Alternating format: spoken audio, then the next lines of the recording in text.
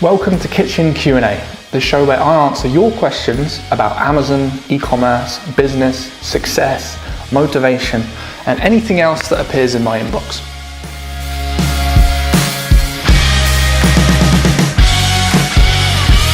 Hey, how's it going? Very warm welcome to Kitchen Q&A. It's Ollie here. You got some questions, I've got some answers. So Tammy asks, how do you pick a good, reliable, trustworthy freight forwarder? Awesome, great question, Tammy. So first thing I do is just Google it. Literally type in freight forwarder and the country you want to sell your products in. So if it's US, then type freight forwarder US, UK, freight forwarder UK. You're going to see quite a few companies there. And what you should do is, first thing you should do is call them and speak to them. Ask them questions about the process. Even if you do know quite a lot about importing, make it out that you don't. I would go with the company who's the most helpful, the most knowledgeable, and the one that you feel really good about. Remember, you can always start with a small order first, use the freight forwarder, and see how they carry everything out for you. If they're reliable, then use them again. If not, switch. So that's my recommendation for you, Tammy. Hope that helps. Peter asks, I was thinking of starting off with online arbitrage to build capital and then go into private labels. Is this a good idea? Absolutely. In fact, if you want to build capital right now and you don't have much at all, then I would start with retail arbitrage first and a bit of online. Retail arbitrage is where you get maximum profit for the least amount of capital used. You can get the craziest deals because think about it. In a retail store, managers need to make space on the shelves when they've got new stock. So they have higher stock turnovers. They need to clear stock more often. So then you'll get those crazy bargains that you can flip on Amazon for a profit. So start with retail arbitrage, bit of online arbitrage, and yeah, build up your cash to do private labels. Love it. Hopefully that works for you. Hatim asks, why do you recommend selling boring products rather than shiny, fancy products? So this is an awesome question.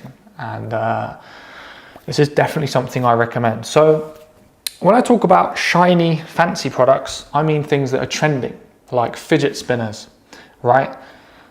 Any celebrity, any YouTuber, any blogger you could possibly mention has probably done some kind of video about fidget spinners. I've even done a video about fidget spinners. They were huge for like a few months and then they fizzled out.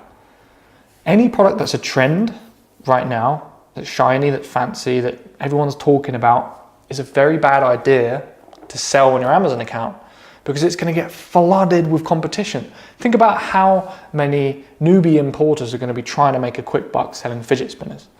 In fact, all of my friends and family who I talked about my business with recommended I import some of those fidget spinner things because like they're common knowledge, everyone knows about them. So what happens with these products is the marketplace gets flooded, the prices just go down, it's like a crazy price war. It's not a sustainable way to build a business. So focus on boring products, boring ass products that people need day in, day out. They're never going to stop buying them. And Justin Bieber isn't going to start tweeting about. That way you can just be sitting in your boring corner of Amazon, selling a product, making a couple grand a month consistently for years.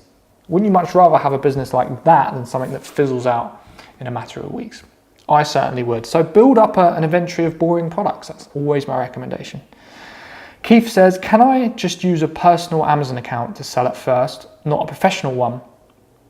Or what is the best option? Awesome, great question. So yes, in the beginning you can start off with a personal account. However, you're going to be very restricted. Like, there's not many categories you can sell in. And you're going to have to pay for each listing you create. Then in the future you can switch from personal to professional once you need to sell. I can't remember how many, there's a limit on it, like a few hundred sales or something, and then you'll have to switch. So yeah, you can start personal if you want and then switch down the road. That's totally cool. Awesome, thanks so much for your questions, guys. Keep them coming in. If you've got questions for me you want to get answered on Kitchen Q&A, leave them in the comments below. Shoot an email to me using the email in my description. And in the meantime, hit the subscribe button, hit the little bell icon to get notifications when I unleash new videos. That way you can learn how to explode your Amazon business, live a better lifestyle, and generally learn how to be awesome. Thanks so much for watching today. Take care, keep believing, and I'll catch you in my next video.